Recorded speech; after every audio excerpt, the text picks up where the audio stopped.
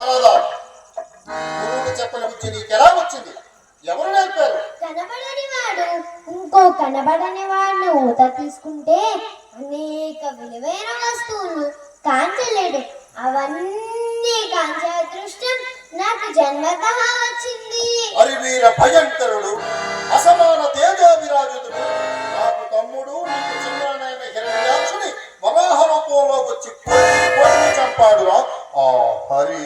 దూతలకు అదే తగిన శిక్ష. అంటే మీ చిన్నాన్ని దుష్టుడనియా?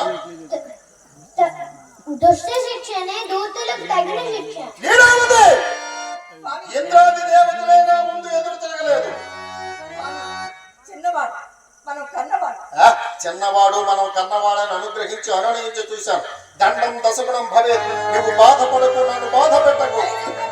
దయలేదు, నిర్దయే, కరుణ లేదు, కర్కసత్వమే. హృదయం కఠిన కర్కస శిలాసదృశమైంది. నాకెదురు తిరిగిన వాడిని నేను భరింపజాలను. వాడు నా పుత్రుడే కావచ్చు, నన్ను పుట్టించిన వాడే కావచ్చు, నేను భరింపజాలను.